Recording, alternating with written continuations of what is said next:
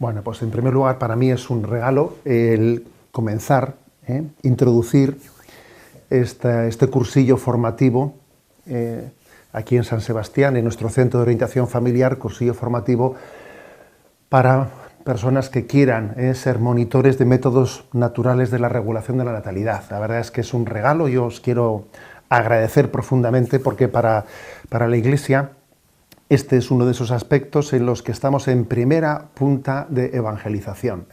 Creo que esto encuadra perfectamente con lo que el Santo Padre nos ha dicho en más de una ocasión, es esa llamada a ser un hospital de campaña. Y es más, me llamaba la atención en una de las conversaciones que hemos tenido antes de comenzar esta charla, pues como alguno me decíais, que como en vuestro mundo laboral, pues en la máquina del café, tomando un café, pues resulta que allí la gente puede llegar a compartir ciertas intimidades que uno se queda perplejo. Bueno, el hecho de que alguien en la máquina del café, en el descanso del trabajo, comparta esas intimidades es un signo bien evidente de una gran necesidad, de la necesidad de decir, a ver, ¿dónde abro yo mi corazón? ¿Dónde abro mi corazón? ¿Dónde puedo ser acompañado? Entonces creo que pues vosotros, ¿no?, en esa llamada o vocación que habéis sentido pues a ser monitores de los métodos naturales de la regulación de la natalidad, estáis llamados a ser, antes de nada, acompañantes. Acompañantes. Para poder ser acompañantes hay que ser acompañados, que en el fondo es lo que estáis haciendo aquí mismo ahora en vuestra formación. Acompañantes y acompañados, y es la verdad de nuestra vida, ¿no? Bueno, en primer lugar, deciros que va a haber otra, dentro de este curso de formativo, yo tendré otro momento, una segunda charla, en la que de una manera específica abordaré bueno, pues las razones, o sea, por las que la Iglesia presenta, cómo la Iglesia presenta por qué la diferencia entre la moralidad de la regulación natural de la natalidad y por qué la inmoralidad de la anticoncepción. Obviamente, el poder tener ciertos recursos, ¿no?, pues para entender cómo la Iglesia lo explica, lo justifica, lo expresa, es importante para vosotros, ¿no? Porque aunque no sea ese vuestro cometido principal, pues muchas personas obviamente hacen muchas preguntas. Y aunque yo creo que apologéticamente hablando no hay razones mejores puestas, que es la de compartir el propio testimonio del bien que me ha hecho a mí, porque la verdad es que poca apología es más efectiva que la testimonial, pero eso no quita para que también tengamos que tener unos recursos explicativos de decir, pues hay razones profundas y que debemos de estar familiarizados con esa expresión de por qué, dónde se fundamenta la razón para entender que la anticoncepción es inmoral, por qué, sin embargo, la regulación natural de natalidad entra en una concepción, o sea, la consideramos como respetuosa con el plan de Dios, con el hombre y con la mujer, con el matrimonio. Bien, como digo, tendré una segunda charla en la que abordaré eso específicamente. En esta primera, digamos, el objetivo es poner bases y hablar de una antropología subyacente. Hay una antropología subyacente detrás de los métodos naturales y hay, sin embargo, otro tipo de concepción del hombre detrás de la anticoncepción. Supongo que os podáis quedar un poco, digamos, me hubiese gustado hablar de todo a la vez, pero claro, pues para eso está un cursillo de ir poco a poco, y en todo caso después en el diálogo pues podemos meter un poco de contenido. Bien, pero aún y todo no me resisto, ya que es el comienzo de este cursillo, a comenzar por una afirmación que pues en el último documento magisterial sobre el tema de la familia, que es Amoris Laetitia, publicado pues por el Papa Francisco, en el punto 222 se habla de vosotros. Se habla de vosotros, de la encomienda, o sea, la petición que la Iglesia os hace de que existan acompañantes que muestren, que enseñen pues la enseñanza de la regulación natural de la natalidad. Y no únicamente se habla de vosotros, sino también se reafirma la Amoris Laetitia en lo que es, bueno, pues el discernimiento de la moral católica sobre el tema de la regulación de la natalidad. Y creo que es importante, porque a veces se ha pretendido presentar, ¿no?, pues una unas deformaciones sobre Amoris Laetitia, como si Amoris Laetitia no hubiese asumido la doctrina de la Humanae Vitae o estuviese en contra de ella, ¿no? Por si a uno le cupiese alguna duda, escuchad lo que dice el punto 222. El acompañamiento debe alentar a los esposos a ser generosos en la comunicación de la vida.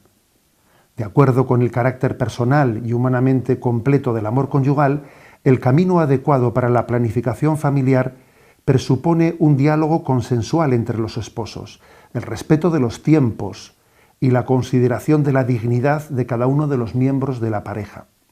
En este sentido, es preciso redescubrir el mensaje de la encíclica Humanae Vitae y la exhortación apostólica Familiares Consorcio para contrarrestar una mentalidad a menudo hostil a la vida.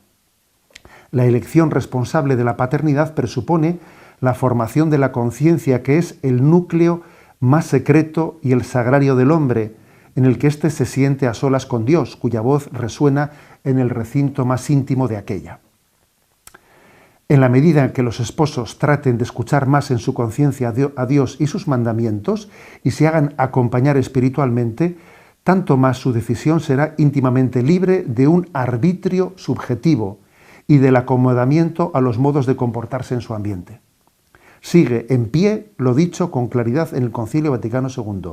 Cumplirán su tarea de común acuerdo y con un esfuerzo común se formarán un recto juicio, atendiendo no solo a su propio bien, sino también al bien de los hijos ya nacidos o futuros, discerniendo las condiciones de los tiempos y del estado de vida, tanto materiales como espirituales, y finalmente teniendo en cuenta el bien de la comunidad familiar en la sociedad temporal y de la propia Iglesia. En último término, son los mismos esposos los que deben formarse este juicio ante Dios. Por otra parte, se ha de promover el uso de los métodos basados en los ritmos naturales de fecundidad. Humanae Vitae número 11. También se debe hacer ver que estos métodos respetan el cuerpo de los esposos, fomentan el afecto entre ellos y favorecen la educación de una libertad auténtica. Catecismo de la Iglesia Católica, 2370, insistiendo siempre en que los hijos son un maravilloso don de Dios, una alegría para los padres y para la Iglesia. A través de ellos el Señor renueva el mundo. Bueno, como veis, como dice, se ha de promover los métodos de regulación de la natalidad. ¿Y quién los puede promover? A ver, pues tenemos que ser nosotros, tiene que ser, digamos, el sacerdote el que los promueva. Obviamente yo tengo muy claro por mi experiencia como sacerdote, que fui 20 añitos pues sacerdote en Zumárraga antes de ser obispo, que es obvio que aquí tiene que haber una colaboración interdisciplinar, que un sacerdote puede introducir, un sacerdote puede hacer entender el porqué de la moralidad o inmoralidad, pero no parece propio que sea el sacerdote el que lleve adelante pues, la explicación técnica de cómo conocer los ciclos fértiles o infértiles. De ahí que ese servicio que os disponéis a hacer es importantísimo, aparte del bien personal que podáis recibir. Bueno, entonces, al tema, como se dice popularmente, al toro. Estamos hablando en esta primera charla de lo que es un poco antropología subyacente. Porque no os quepa la menor duda que aunque uno diga, pues yo no lo he formulado nunca, bueno, incluso no soy consciente, pero aunque no lo hayas formulado nunca, o aunque no seas consciente de ello, claro que existe una antropología subyacente dependiendo de los pasos que demos en la vida. Y ya sé que la mayoría dirán, no, si es que las cosas no se piensan tanto, ya, pero es que aunque las cosas no las formules, existe siempre una concepción de base en esos pasos que estás dando en la vida. Por ejemplo, pues, detrás de aquella revolución de mayo del 68 parecía que no existía un concepto antropológico de base. No, estoy convencido de que pues en aquella revolución se hubiese dicho no te comas la cabeza. A ver, se trata sencillamente de ser espontáneo, se trata de libertad, se trata de amor libre.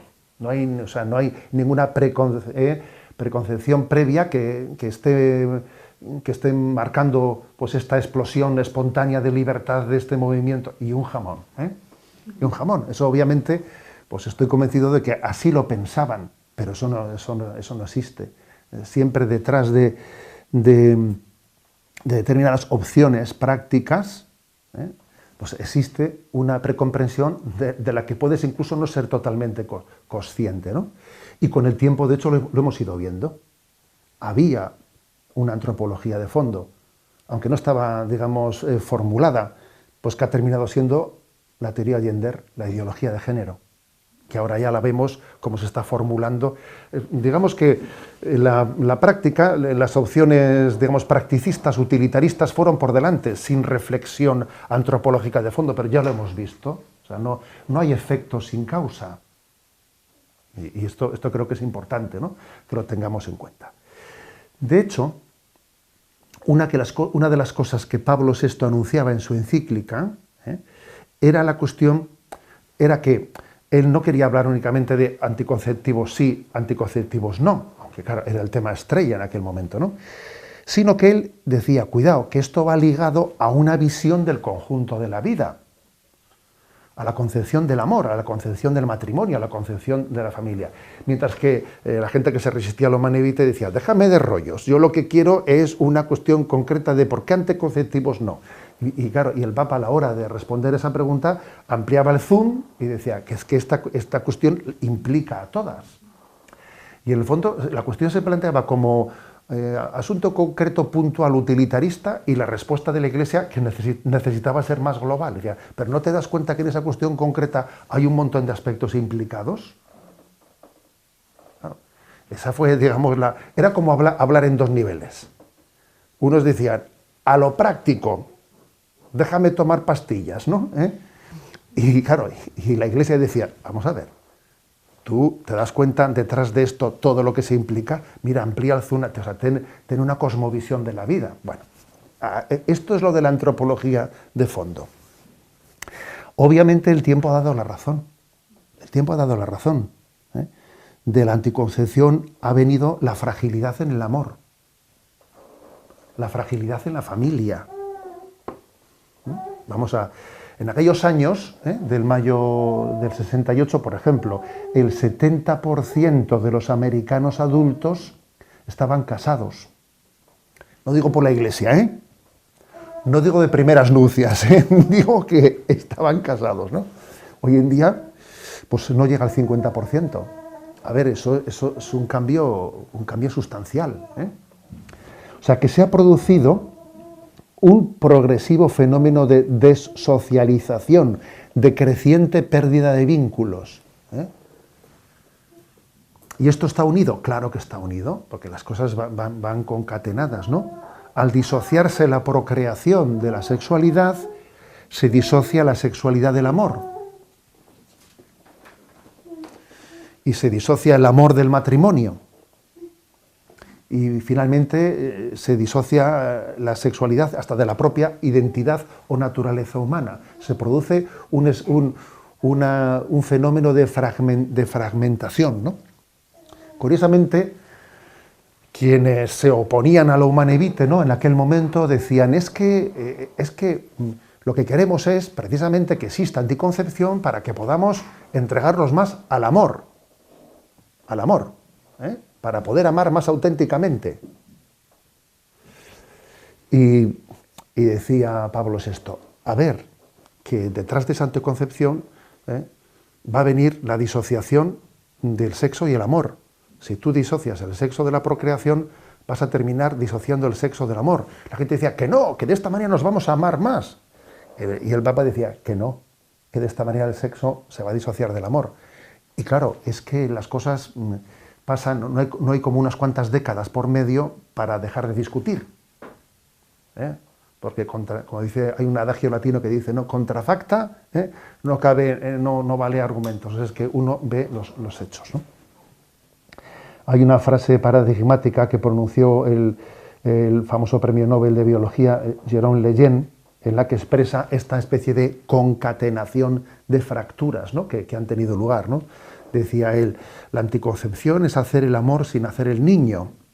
La fecundación in vitro es hacer el niño sin hacer el amor. El aborto es deshacer el niño y la pornografía es deshacer el amor. Entonces, bueno, pues de esas expresiones verdaderamente luminosas de decir, no se puede decir más con menos, Bueno, Entonces, eso se ha producido. Resulta que la cuestión no era únicamente utilitarista, práctica, puntual, no, había una antropología de fondo, vaya que sí la había, vaya que sí lo había, y ha llegado un momento en que la modernidad llega a negar la diferencia sexual. Que quizás es la culminación, la culminación. No sé si habrá culminaciones posteriores. Recientemente he tenido ocasión de dar también una charla sobre el transhumanismo. Quizás detrás todavía el transhumanismo parece que es una especie de cima que viene como consecuencia de esta negación también de la propia identidad sexual. Es posible, es difícil saber hasta dónde llega esta concatenación de fragmentaciones, ¿no? Pero la modernidad llega a negar la diferencia sexual y nos considera como individuos, clientes, usuarios, oyentes, yo qué sé, ¿no? O sea, desde luego, si te das cuenta, pues en este momento, los términos que no se escuchan son aquellos en los que se reconoce nuestra identidad diferenciada, masculina y femenina. La palabra esposo, esposa, la palabra novio, novia, pues comienza a ser una palabra de hoy en día, dice uno, es que mi novia tal, y ya es que enseguida le preguntas a uno, ¿tú estás en algún grupo? A ver, en ciertos ambientes, como alguien hable de novio, de novia, de esposo, de esposa, ya le empiezas a preguntar a ver a qué grupo pertenece, porque entiendes que ya es un milagro que alguien sea capaz de hablar en esos términos, claro. Y sobre todo, fijaros bien, me parece que hay algo, y además lo digo en un COF, en un centro de orientación familiar, en el que se reciben muchas visitas de personas heridas. Esa antropología, como tiene bases falsas, genera montones de heridas. Y ahí está nuestra gran oportunidad. Una de las grandes oportunidades que tenemos en este momento es que, claro, las cosas que tienen bases falsas terminan precipitándose, terminan cayéndose y generan muchísimas heridas. Entonces, una gran oportunidad para mostrar al mundo, ¿no?, la bondad de la antropología cristiana, del humanismo cristiano, es ver todas las heridas que se generan. A ver, es que se toca la puerta de un COF y uno ve hasta qué punto pues esta falsa antropología está generando muchísimas heridas, porque es imposible que no las genere. Entonces, en este momento la sociedad se está dividiendo en dos grupos. El grupo que recibe esas heridas, las heridas que te encierran en un narcisismo. Uno quiere amar y le cuesta mucho amar porque las heridas que se han generado en él le cuesta, está condicionado por ellas, está profundamente herido, le cuesta amar, le cuesta sanar las heridas, los rencores que arrastra, no se ha sentido amado, no se ha sentido querido, parte de una falta de autoestima tremenda que le encierra en un narcisismo y es un auténtico.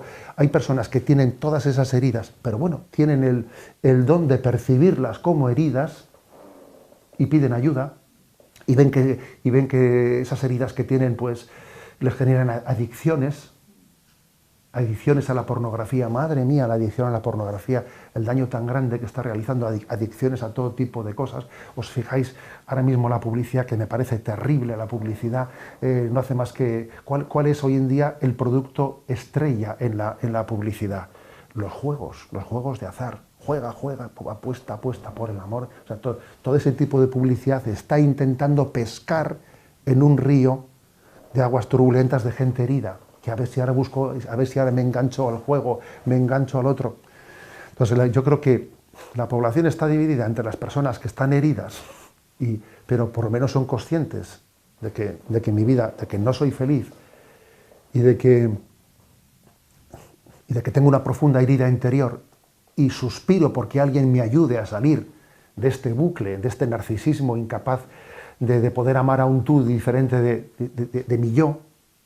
Y también, digamos, existen pues otros círculos en los que esas heridas no se reconocen como heridas y se pretende decir que esas heridas son pulmones. Entonces algunos pretenden respirar por sus heridas como si fuesen pulmones. Y entonces pues es una especie de huida para adelante. Pues venga, pues yo tengo derecho y voy a a reformularme, pues yo voy a cambiar de sexo, pues yo voy a ir a la luna, pues yo voy a bajar de la luna. O sea, es decir, ahí yo creo que hay dos, o sea, dos tipos de reacciones frente a ese drama. El drama de decir, estoy sufriendo profundamente, ¿no? Y no habrá alguien que venga, no sé, no pondrá el Señor alguien junto a mí en la vida para que me acompañe. Quizás no formulado de una manera tan explícita, pero así, ¿no? Pues de ahí esas anécdotas que contabais pues, de cómo la gente se puede llegar a abrir en el café, o cómo a veces los peluqueros, las peluqueras te cuentan que dices, usted tendría que venir a mi peluquería, ¿eh? Eso yo lo he escuchado muchas veces, que alguna peluquera me diga, usted tenía que venir a mi peluquería, ¿eh? Porque es increíble la gente en la peluquería lo que suelta. Entonces, claro, aquí hay un problema, claro. O sea, estamos heridos, ¿no? Dice el Papa Francisco eso de que, ¿qué es la fidelidad? ¿Eh? Y dice una frase inolvidable, ¿eh? La fidelidad es la debilidad bien acompañada. A ver, que somos débiles ya lo sabemos, que estamos heridos ya lo sabemos, pero la cuestión está dónde poner a buen recaudo, ¿eh? Nuestras heridas y nuestra debilidad. Bueno, pues este es el punto de partida. Mi afirmación primera es que no nos quepa la menor duda, que claro que existe una antropología subyacente en las distintas opciones que se están viviendo, que se están experimentando en esta sociedad, ¿no? Entonces vayamos un poco a hablar de cuál es la antropología subyacente a la concepción cristiana, de la paternidad responsable. Primero decir una cosa, que en su formulación global, no hay mucho magisterio sobre la antropología. Hay lo suficiente, lo justito, ¿eh? Y no es para escandalizarse, ¿eh? Pues porque claro, también digamos, una cosa es lo que son las afirmaciones de la fe y luego es lo que las escuelas teológicas o filosóficas han ido desarrollando. No hay mucho, no es que existan muchos datos en el magisterio de la Iglesia sobre la antropología. Hay algunos que sí, que son básicos, que son que el hombre ha sido creado a imagen y semejanza de Dios, que eso es un punto importantísimo, obviamente, que reconoce la dignidad del hombre y que tiene una dignidad muy especial frente al resto de la creación, y que el hombre es una unidad sustancial de cuerpo y alma. Ojo, unidad sustancial de cuerpo y alma. Con lo cual, digamos, aquí quizás a la hora de entender un poco la presentación antropológica del hombre y las distintas, digamos, perspectivas que ha habido en el tiempo, hay que decir que en esa presentación de cómo se conjuga esa unidad de cuerpo y alma, en esas diversas formas posibles de presentarlo, pues ha podido haber deformaciones o distorsiones. Porque por un lado, o sea, lo que nosotros decimos es que en el hombre existe una dualidad, pero no dualismo, ojo, dualidad sí, dualismo no. Tampoco neguemos la dualidad, ojo, no neguemos la dualidad, porque existe, o sea, un alma que va a pervivir en el momento de nuestra muerte, separada temporalmente del cuerpo, a la espera de la resurrección. Luego, dualidad sí existe. Ahora es verdad que ese alma separada del cuerpo es un alma que está esperando, suspirando, que está suspirando por la resurrección, porque ese alma en su ser está llamada pues, a vivir en esa unidad sustancial con el cuerpo. Pero dualidad sí, pero dualismo no. Entonces, ha habido, digamos, como tres riesgos de deformaciones antropológicas en la historia. Tres tipos de deformaciones. Primer riesgo, el del dualismo, el que se llama dualismo. El que tiende a considerar, de origen especialmente platónico. El dualismo de origen platónico.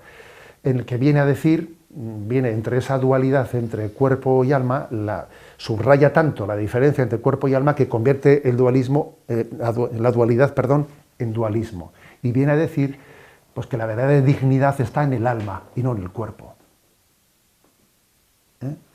Y que en el fondo pues, el hombre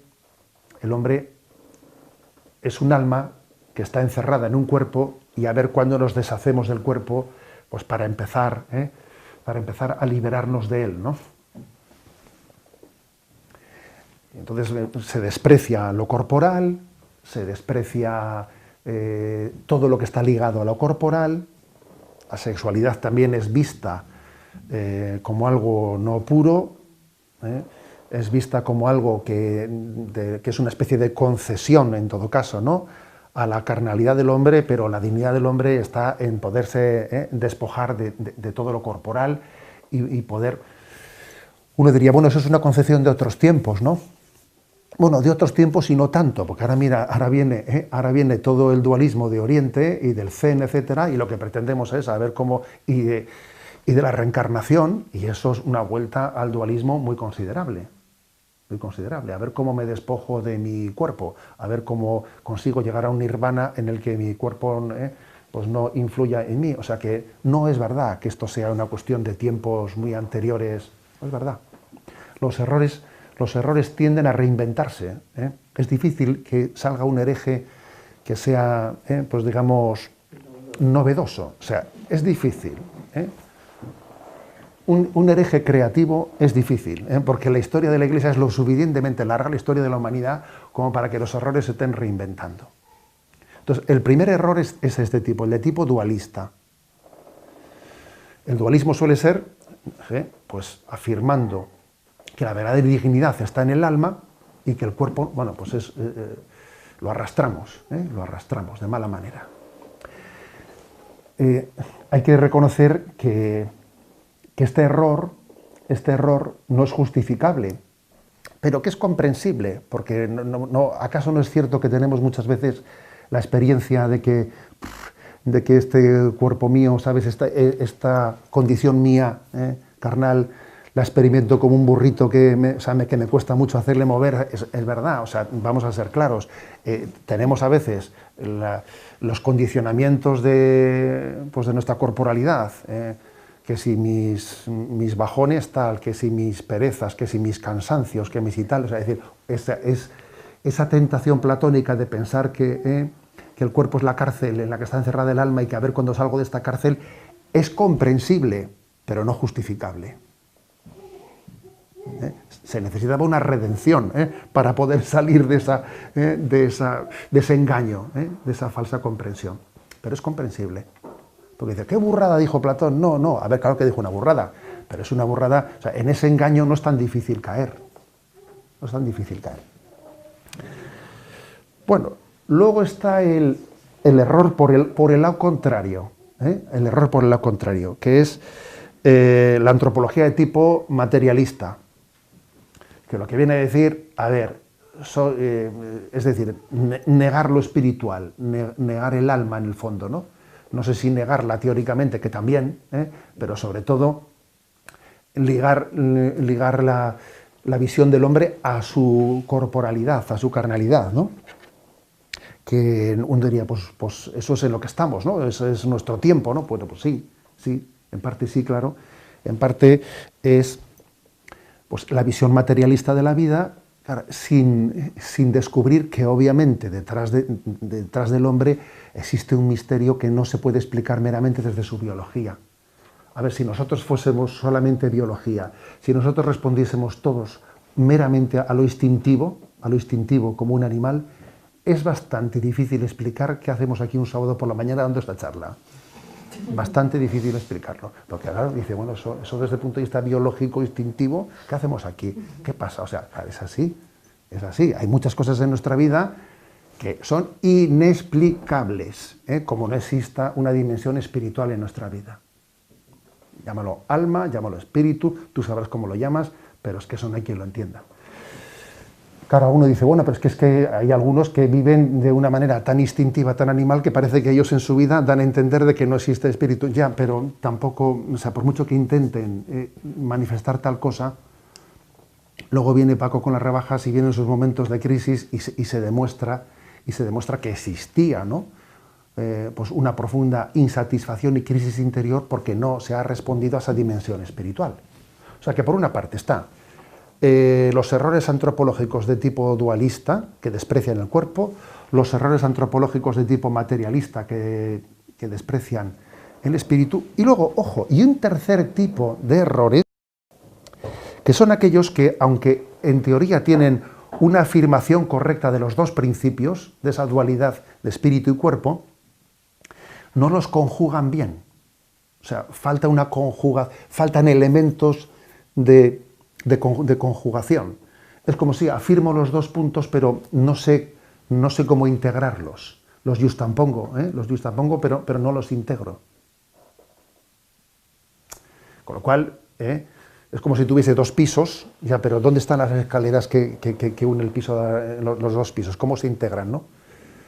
O sea, es como faltan elementos de comprensión de cómo esas dos dimensiones constituyen una unidad sustancial, porque decir una unidad sustancial es mucho decir, y decir una unidad sustancial, eso supone que está perfectamente integrado el aspecto corporal y el espiritual, y eso cómo se hace. Y este es el tercer tipo de errores.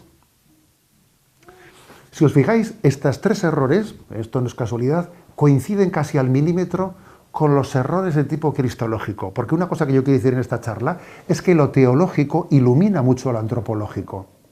La teología es muy iluminadora de la antropología.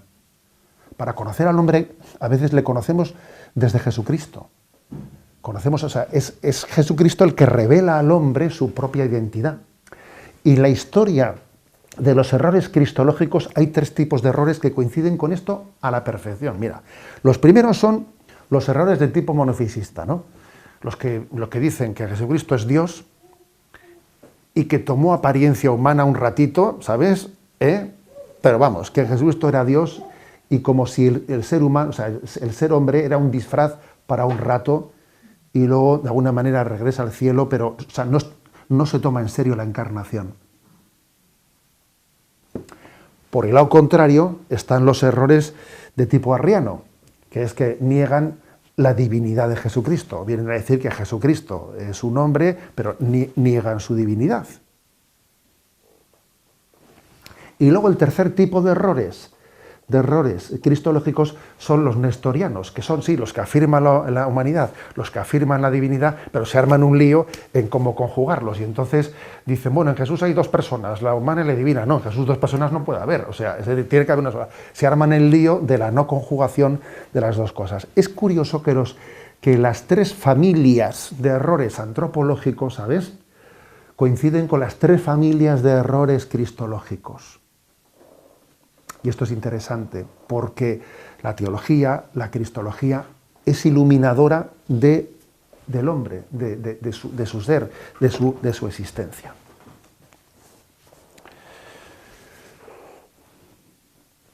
Bueno, obviamente, digamos, en la historia de la Iglesia, las distintas escuelas, ya hablo ya dentro de la Iglesia católica, pues hombre, obviamente han estado alejadas del primer error, han estado alejadas del segundo error. Y en el tercer error, claro, dependiendo de que uno tenga más elementos para explicarse mejor o para explicarse peor, has tenido más éxito o menos éxito en cómo explicarte, porque no es tan fácil tener elementos para decir cómo se conjugan ambas cosas. Eso ya supone, o sea, no está en el magisterio de la Iglesia la explicación concreta de que esa unidad sustancial, cómo tiene lugar, ¿sabes? Eso no está en el magisterio de la Iglesia. Hace falta ya recurrir a cómo lo explicó tal autor, cómo lo explicó el otro, cómo lo explicó el otro. Ha formado parte del magisterio el decir, el hombre es imagen y semejanza de Dios, es una unidad sustancial, pero tiene una dualidad, cuerpo y alma. Bien, ¿y ahora cómo se conjuga eso? Bueno, no le pidas tanto al magisterio, o sea, es decir, el magisterio también, con el paso del tiempo, va desarrollándose. Y ojo, y vosotros en este curso también, en un momento determinado, vais a conocer cómo estamos en un momento en el que el magisterio de la Iglesia ha dado en los últimos momentos, con San Juan Pablo II, pasos de gigante en enriquecer el magisterio de la Iglesia con la antropología conocida, famosa como de San Juan Pablo II, de la teología del cuerpo humano.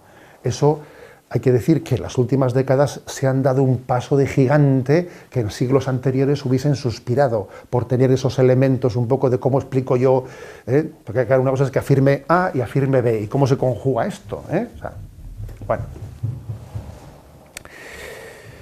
San Agustín, entonces, ¿cuáles han sido, digamos, las grandes escuelas?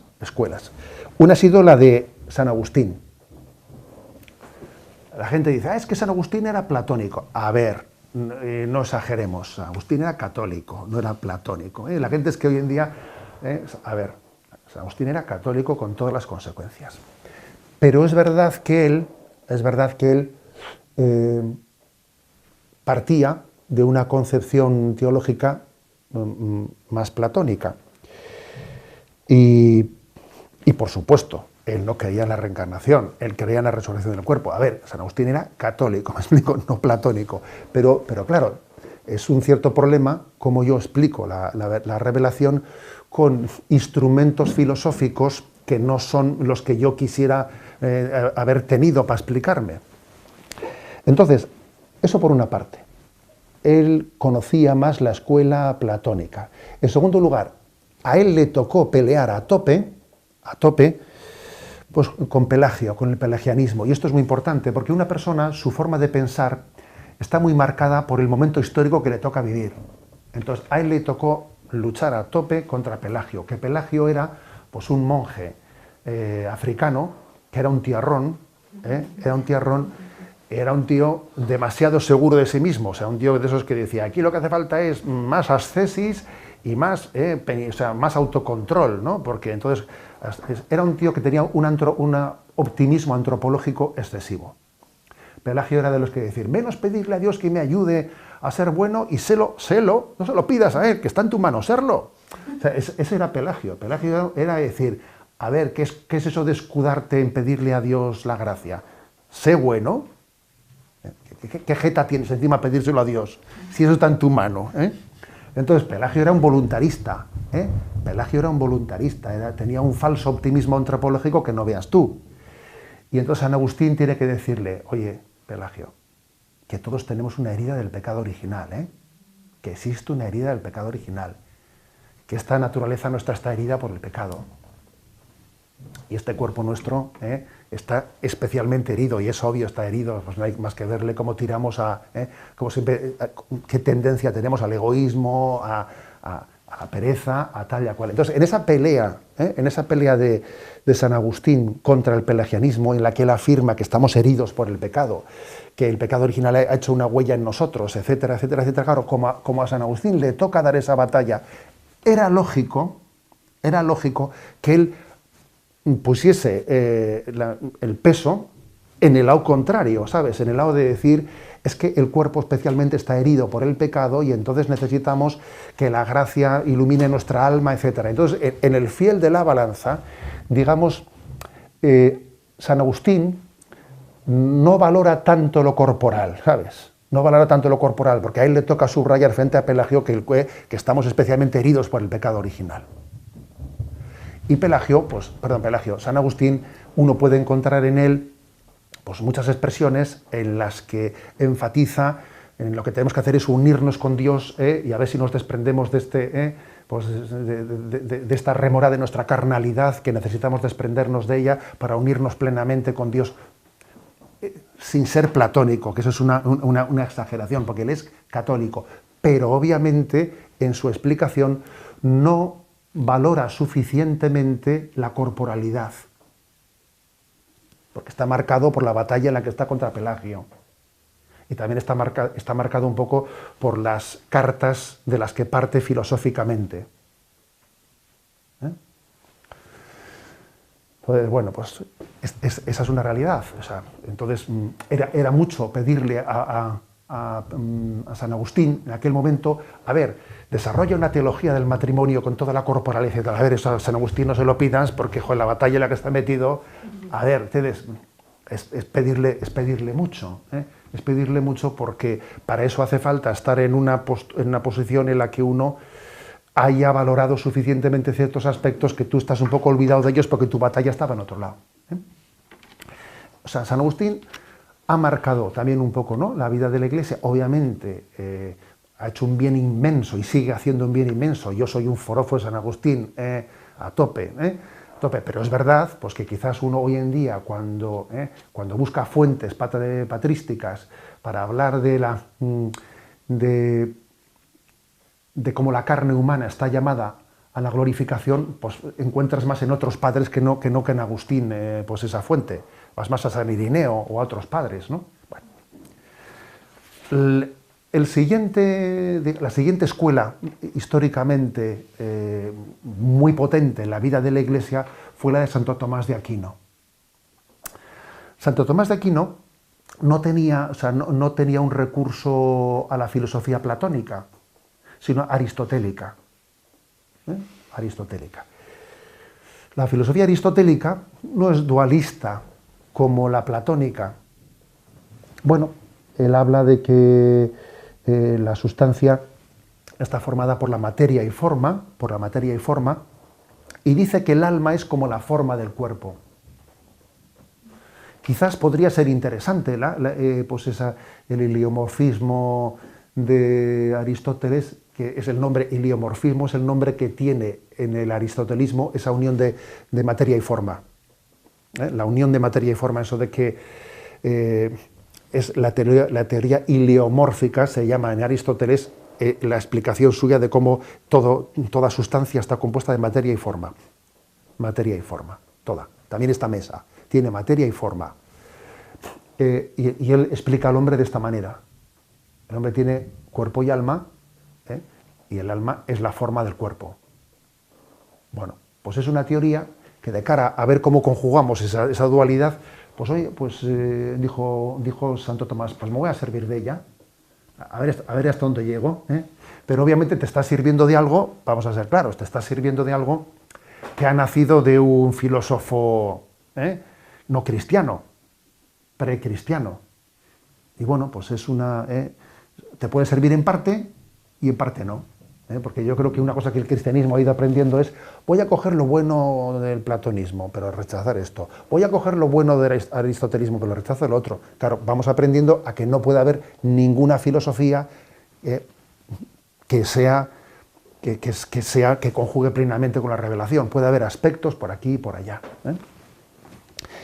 ¿Qué pasó? Bueno, pues que también Santo Tomás de Aquino se murió sin terminar la Suma Teológica, el capítulo del matrimonio. Es que la vida es corta, señores. La vida es corta, y como el matrimonio se suele tratar al final de los sacramentos, después de todo el desarrollo, la Suma Teológica fue tremenda. Y luego, además, el hombre tuvo un momento en el que tuvo su experiencia mística, y cuando él tuvo su experiencia mística, le parecía que todo lo que había escrito, él intentó quemarlo, ¿sabes? Intentó quemar la Suma Teológica cuando tuvo su experiencia mística, porque, claro, habiendo conocido a Dios místicamente, le parecía que las reflexiones teológicas se quedaban tan lejos de ese. Intentó quemar la Suma Teológica, gracias a Dios no se lo dejaron. Bueno, el hombre después fue adelante en esa conjugación de mística con teología, ¿no? Pero murió sin terminar ese capítulo. ¿Y qué ocurrió? Que su secretario, después de terminar, dijo: bueno, lo voy a terminar yo. Entonces, claro, pero ojo, lo está terminando el secretario, no Santo Tomás de Aquino. Y entonces, ¿qué hizo? Pero es verdad que era un secretario que, ojo con el secretario, un tío inteligentísimo, inteligentísimo. Y entonces él recurre a los presupuestos tomistas para decir: a ver, desde la mente de Santo Tomás, ¿cómo explicamos esto? ¿Qué diría Santo Tomás desde sus presupuestos sobre el matrimonio? Bien, hizo lo que pudo. Pero también vamos a decir que eso lo dijo Santo Tomás, bueno, lo dijo, es un poco la explicación que su secretario dio. Entonces, pues la explicación de tomista antropológica sobre antropología, sobre el matrimonio, ha ayudado muchísimo en la Iglesia, ha ayudado muchísimo, posiblemente sin que la Iglesia lo haya hecho magisterio, pero se ha servido de ello durante mucho tiempo, y esa teoría de materia y forma aristotélica ha servido para... Ahora, ¿cabe decir que con eso hemos llegado al cénit y que con eso está todo explicado? Pues no. Porque luego, digamos, en la modernidad, llegada a la modernidad, se introducen una serie de conceptos que son especialmente de tipo personalistas, en la que esa concepción también, digamos, de Santo Tomás de Aquino no da respuesta, no da suficientemente respuesta a ello, ¿no? En ese comprender al hombre desde su subjetividad, etcétera, ¿sabes? Que la modernidad valora mucho la subjetividad. Claro, Santo Tomás valora mucho más la ley natural, la ley natural que está expresada. Dios ha creado todo el mundo y en su creación ha quedado inscrita una ley natural en la naturaleza, y hoy en día, sin embargo, de eso hablamos muy poco, menos de lo que debiéramos, por cierto. Y en vez de hablar de la ley natural que Dios ha dejado escrita, esto es natural, esto es antinatural, hoy en día eso está muy mal visto, hablar de natural y antinatural, ¿sabes? ¿Y qué es lo que está bien visto? Pues hablar en términos de personalismo, me realiza como persona, no me realiza como persona. Entonces quizás la antropología tomista fue muy buena, pero es insuficiente para poder entrar en diálogo, pues, con todo este tema de los personalismos. Daros cuenta que, por ejemplo, que Santo Tomás no habló de persona, que Aristóteles o Platón nunca hablaron de persona, hablaron de ciudadano. Pero el término persona es un término que en el fondo ha venido del cristianismo, ojo. Es el cristianismo el que ha dado a luz el concepto de persona. En los concilios cristológicos, allí se habla de las naturalezas y de la persona de Jesucristo. Y se distingue, Jesucristo es una persona, una única persona divina, pero que tiene naturaleza humana, que tiene naturaleza divina. O sea, el concepto de persona, en el fondo ha sido la teología la que lo ha acuñado, y los filósofos los que lo han empezado un poco a utilizar. Pero lo malo es que el personalismo de la modernidad utiliza persona en un término meramente subjetivo, desligado de la naturaleza. Y este es el problema. Entonces aquí, pues, viene la crisis moral posconciliar, porque falta una antropología por todas las esquinas. Y entonces viene, como no hay una concepción antropológica, después de haber rechazado la moral entendida en el sentido naturalista, como Santo Tomás de Aquino la entendía, se niega cualquier fundamento metafísico a la moral, cualquier fundamento cristológico a la moral, no se reconoce una ley natural. Entonces se recurre a soluciones pragmáticas, a una moral fundada en el principio de sopesar los bienes, sopesemos los bienes. Si existen más digamos, consecuencias buenas o malas de un acto, entonces si vamos a hacer una moral basada en la eficacia, ver si esto es bueno o qué consecuencias buenas o qué consecuencias malas puede tener para nuestra relación, que es la moral de situación. La moral de situación que ha hecho un daño inmenso después, y que encima algunos le han querido decir que esa moral es la moral del Concilio Vaticano II. Sí, va a ser del Concilio Vaticano II, ya te digo yo.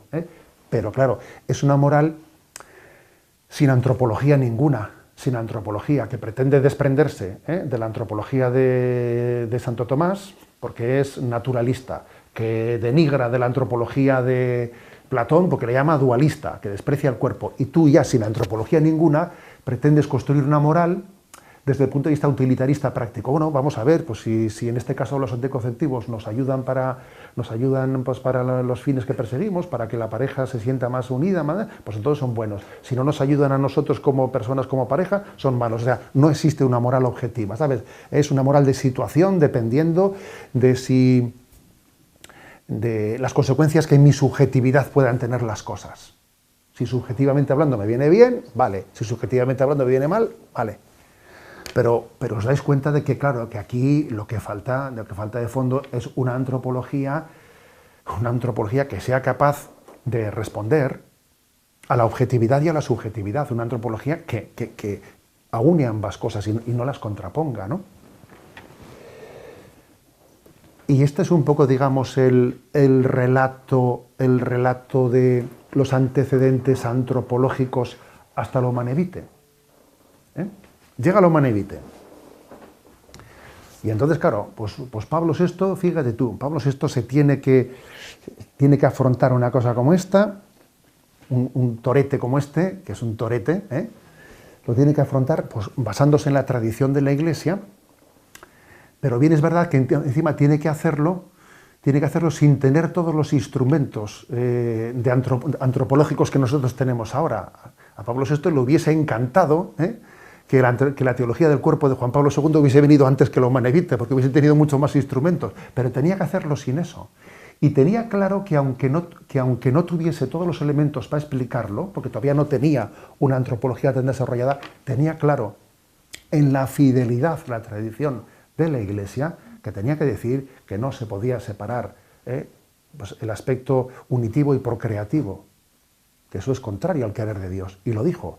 Y hizo un acto heroico diciéndolo, un acto heroico. Porque bien sabéis la historia de que se convocó, pues es que fíjate, el hecho de que la Iglesia Católica diese a luz la Humanae Vitae el mismo verano del mayo del 68, indica que la Iglesia Católica está asistida por el Espíritu Santo, fíjate. Es que eso es así. Fíjate, al mismo tiempo que acontecía mayo del 68, va y publica la Humanae Vitae. Madre mía. Eso es un milagro de la gracia. Es una Iglesia que responde a la luz del Espíritu, ¿sabes? Y no es manipulada, y no es manipulada por la mundanidad y por las heridas de la mundanidad. Para mí, ese es uno de los signos. Y luego, en pleno relativismo y dictadura del relativismo, somos capaces de publicar un catecismo de la Iglesia Católica que, en plena crisis de relativista, jamás ha existido un catecismo tan desarrollado. Es otra prueba de que el Espíritu Santo asiste a su Iglesia, ¿sabes? Bueno, pero hay que decir que aunque Pablo VI no tiene en ese momento esos instrumentos antropológicos, lleva adelante esa publicación con muchísimo sufrimiento, porque la comisión teológica y moralista que él constituyó mayoritariamente era favorable a la anticoncepción. Hubo una minoría, que por cierto en esa minoría estaban pues los teólogos y moralistas de Cracovia. Ahí fíjate, ¿no? Ahí en ese momento... O sea, hubo 2 años desde que le entregaron esa comisión sus consejos a favor de la anticoncepción hasta que el Papa publicó 2 años después eso, en los que el Papa tuvo que tomar esa decisión con un sufrimiento tremendo y tuvo especialmente el apoyo de los teólogos y moralistas de Cracovia, que le entregaban. Los otros montaban unos líos que no veas tú, porque para presionarle al Papa filtraron el informe en el que al Papa le habían pedido la aprobación de la anticoncepción. O sea, que no hay que escandalizarse de los líos que tengamos hoy en día, ¿sabes? Porque esto siempre ha sido así. Siempre ha sido así. Nosotros filtraban los informes contra el Papa para intentar quitarle la libertad el magisterio del Papa. El Papa hizo un acto heroico aprobando la Humanae Vitae. Es un acto heroico que le costó tanto que hay un dato que es increíble, ¿no? De los 15 años de pontificado de Pablo VI, en los 5 primeros publicó 7 encíclicas, que no está mal. La última, la Humanae Vitae. Y en los 10 años siguientes ya no publicó ninguna encíclica. Porque eso fue tremendo, el aprobar la Humanae Vitae, el hacer esa afirmación frente al espíritu mundano, frente al mayo del 68. Madre mía, eso fue un acto de libertad evangélica, de profetismo, que no somos conscientes de hasta qué punto el Papa actuó heroicamente como siervo de la verdad, de la cual no era dueño, sino siervo de ella. Bien, no exageremos, porque igual que se dice, Agustín era platónico, a ver, exageración, podría tener un tipo de tendencia, pero no exageremos. No exageremos diciendo, Pablo VI no tenía en aquel momento ninguno, o sea, no tenía instrumento antropológico ninguno. Tampoco exageremos diciendo eso. No lo tenía tan desarrollado como posteriormente lo ha tenido con San Juan Pablo II, pero claro que tenía una cierta concepción antropológica, porque sobre todo, él en Humanae Vitae insiste que frente a la visión parcial del hombre, la clave está en el principio de integridad. Y él viene a decir que, claro, que el problema de la modernidad es la visión fragmentada, utilitarista de las cosas. a ver, yo pues eso, ¿no? Me agarro a este aspecto, soy práctico en él y me importa... No, no, es que todo está unido, es que todo es uno, todo es uno. O sea, Pablo VI lleva adelante, ¿no? Lleva adelante esa decisión, esa afirmación, según la tradición de la Iglesia, y tiene una antropología que, aunque no esté tan formulada y tan desarrollada como en San Juan Pablo II, él tiene una concepción clara de que todo es uno y de que todo está unido, todo está integrado.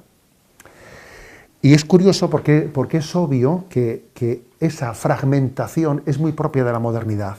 O sea, oponer intelecto a corazón, por ejemplo. Oponer justicia y misericordia. Oponer verdad y caridad. Yo creo que una de los errores de nuestro tiempo, yo creo que en Radio María tienen que estar ya hartos de escucharme decir esto, uno de los errores de nuestro tiempo es la herejía de la oposición de la verdad y la caridad, como si fuesen dos dimensiones enfrentadas, como si justicia y misericordia. A ver, ¿tú por qué optas por tal o por cual? A ver, eso es una visión fragmentada de la realidad que no es cierto. Somos uno y en Cristo todo se integra.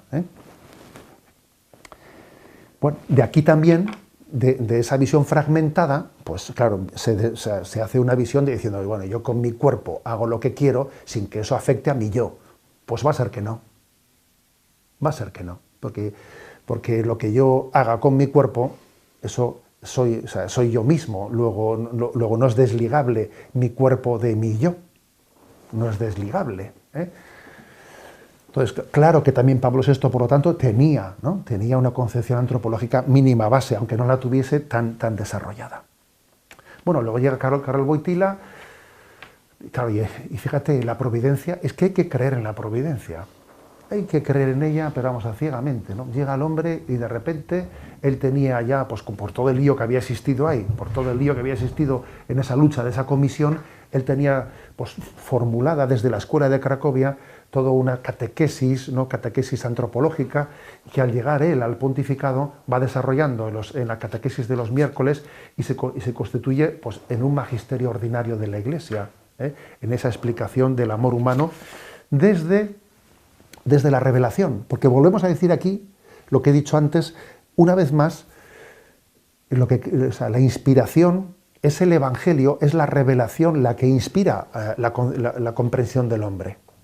Echamos mano de los concilios cristológicos para entender lo que es ser persona. Diferenciando e integrando en el concepto de naturaleza, etcétera, etcétera, ¿no?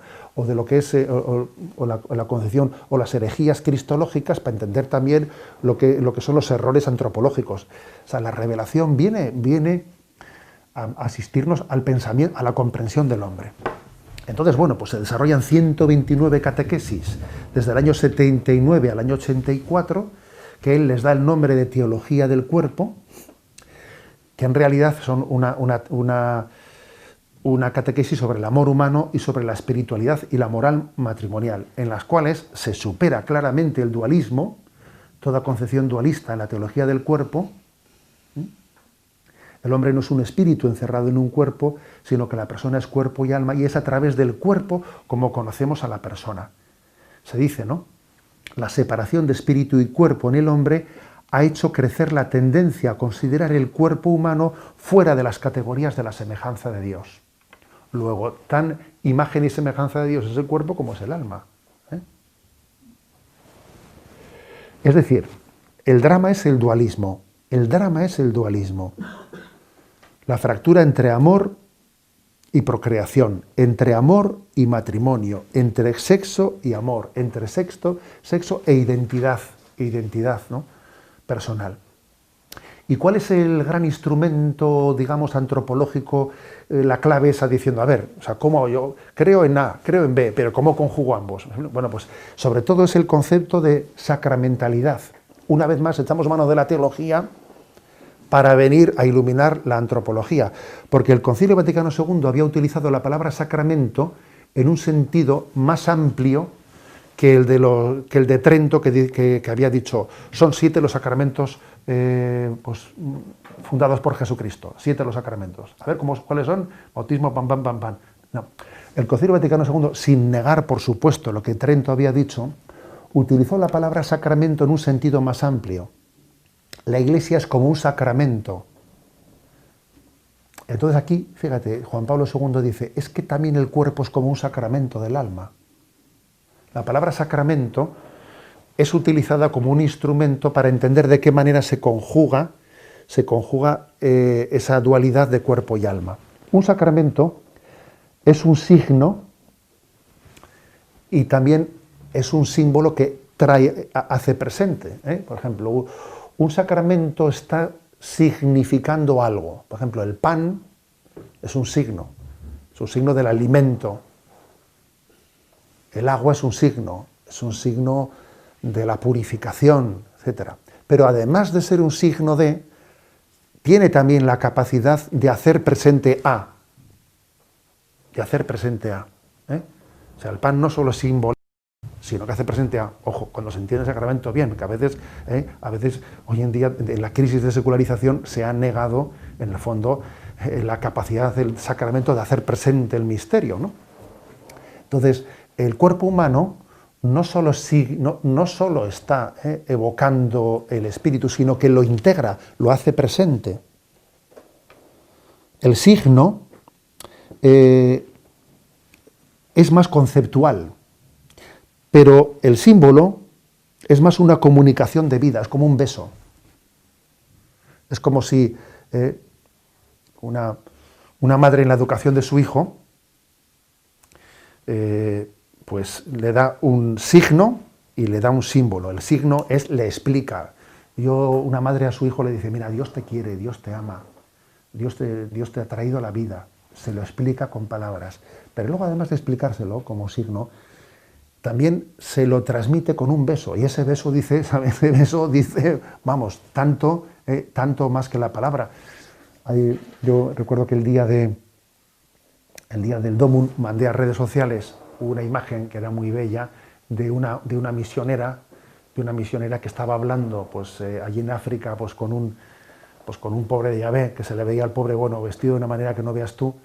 Y entonces, claro, el hombre hablaba de su fe, ¿no? Y claro, la misionera, conmovida de la fe de ese hombre, le dice la misionera al hombre, y le dice, ¿y tú cómo sabes que Dios te ama? Y le dice ella, le dice él, ¿no? A la misionera, le dice, porque tú me amas. Claro, es una respuesta que era impresionante, ¿no? Dice, ¿tú cómo sabes que Dios te ama? Y dice, porque tú me amas, porque está viendo en ella un sacramento del amor de Dios. Entonces, esa imagen del sacramento es utilizada en la concepción antropológica de San Juan Pablo II para entender que el cuerpo hace sacramentalmente presente la integridad de la vida del alma. Bueno, y entonces Juan Pablo II comienza a utilizar ciertas expresiones muy pedagógicas. Por ejemplo, tengo aquí unas palabras suyas en un discurso del año 1980 a los jóvenes franceses, en las que les explica, por ejemplo, por qué no a las relaciones prematrimoniales. Y fíjate tú qué tipo de argumentos, de tipo antropológico también, utiliza San Juan Pablo II hablando a los jóvenes de por qué no a las relaciones prematrimoniales. Les dice, el ser humano es un ser corporal. Esta afirmación tan sencilla está cargada de consecuencias. Por material que sea, el cuerpo no es un objeto como otro cualquiera. Es ante todo alguien, en el sentido de que es una manifestación de la persona, un medio de presencia entre los demás, de comunicación, de expresión extremadamente variada. El cuerpo es una palabra, un lenguaje. ¡Qué maravilla y qué riesgo al mismo tiempo! Muchachos y muchachas, tened un gran respeto de vuestro cuerpo y del cuerpo de los demás, que vuestro cuerpo está al servicio de vuestro yo profundo, que vuestros gestos, vuestras miradas sean siempre reflejo de vuestra alma. ¿Adoración al cuerpo? No, jamás. ¿Desprecio del cuerpo? Tampoco.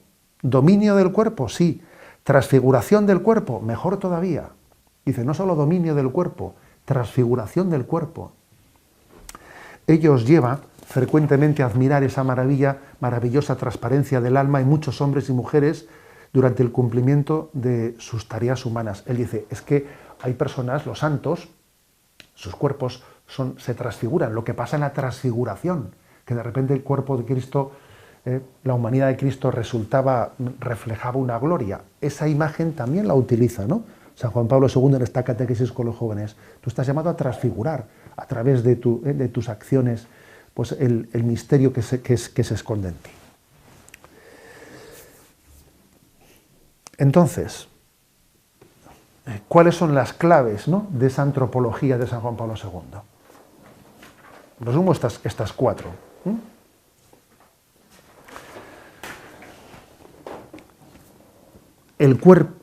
El sexo es constitutivo de la persona. No solo es un atributo suyo, se es varón o se es mujer. No se tiene sexo, se es. La sexualidad es constitutiva de mi identidad. Es un tema básico, fundamental. En segundo lugar, el cuerpo tiene un significado esponsal. En el cuerpo está inscrito el cuerpo tiene gramática, ¿sabes? Es como si hay una gramática ética en el cuerpo, ¿no? Y esa gramática tiene un significado esponsal, está llamado al amor. Si en algunos dicen, bueno, ¿y eso por qué es? ¿No? Pues por la visión meramente naturalista de ley natural de que los órganos genitales masculinos y femeninos se complementan y, claro, fisiológicamente están hechos del uno para el otro. A ver, sí, pero no solo eso. O sea, claro, no lo expliques únicamente como una cuestión fisicista. Es que detrás de lo físico está lo psicológico, está la antropología entera. Es que a veces se ha ridiculizado la ley natural diciendo, claro, pues fíjate, los órganos naturales, estos son complementarios y estos no, y entonces estos son, en el fondo la moral católica es una moral fisicista. Que no, que lo físico y lo psicológico, lo antropológico está absolutamente integrado. O sea, el cuerpo tiene un significado esponsal llamado al amor. Sin este carácter esponsalicio es imposible entender la vocación de todo ser humano. La esponsalidad marca nuestra identidad, nuestra vocación. Todos estamos llamados a una esponsalidad, y esto hoy en día lo vamos descubriendo también mucho los consagrados. Los consagrados. Que por desgracia, muchas veces, a veces se ha presentado el celibato como una especie de opción para la liberación y así poder hacer determinados servicios. Y eso es un desastre. Luego así cosechamos, ¿sabes? Cosechamos los frutos que cosechamos, porque como tú pretendas presentar pues, el celibato como una opción mía para liberarme de... A ver, eso es una bomba. Eso es una bomba, como tú no fundamentes el celibato en la esponsalidad con Jesucristo. Es una bomba, si no. Bueno, por lo tanto, en segundo lugar, el cuerpo tiene un significado esponsal. Tercero, la complementariedad varón-mujer no solo es biológica y psíquica, es también ontológica, es ontológica. Se trata de un carácter ontológico de complementariedad. Varón y mujer constituyen una unidualidad relacional, comunión de personas. Es decir, es que el matrimonio, eso de que seréis una sola carne, es que en el matrimonio, en el vínculo matrimonial, hay una presencia de Dios. Dios no solo está presente en el hombre y en la mujer, también está presente en el vínculo. En el vínculo está presente, o sea, Dios asiste ese vínculo de amor. Lo inhabita. El vínculo está inhabitado. Lo cual es muy importante porque a veces hemos hecho una espiritualidad del matrimonio que consiste en que espiritualidad del hombre y espiritualidad de la mujer. A ver, ojo, o sea, tiene que haber una espiritualidad del matrimonio. O sea, cuarto punto. El tesoro de la sexualidad humana, que revela la imagen divina del hombre, encierra una invitación para que realicemos nuestra vocación a entregar nuestra libertad en la vida matrimonial o en el celibato, ¿no? Es decir, hay en la paternidad, en la maternidad, ¿sabes? Hay una gran llamada a la donación. Incluso también en la vida consagrada, hay una paternidad y una maternidad, hay una vocación a la donación.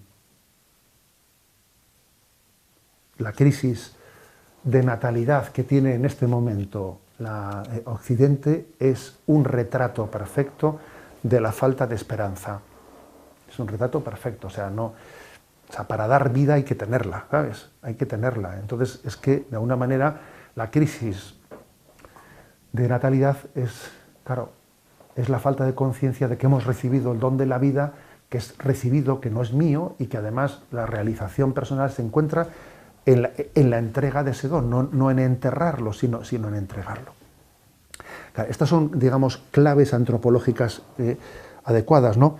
Y hay que decir que la antropología de San Juan Pablo II echa mano de los grandes misterios de la revelación, sobre todo de tres: la creación, la encarnación y la resurrección, para explicar, para buscar recursos para explicar esto.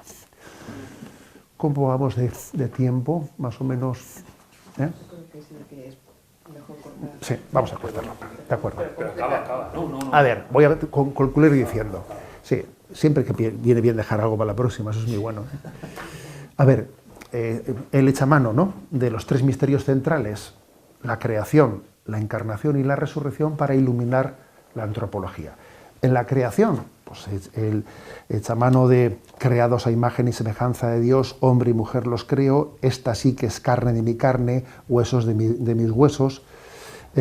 Al principio no era así, Dios, varón y mujer los creó para siempre, creced y multiplicaos. Es decir, echa mano él de esos textos creacionales para hacernos entender que somos colaboradores de Dios en la obra de la creación.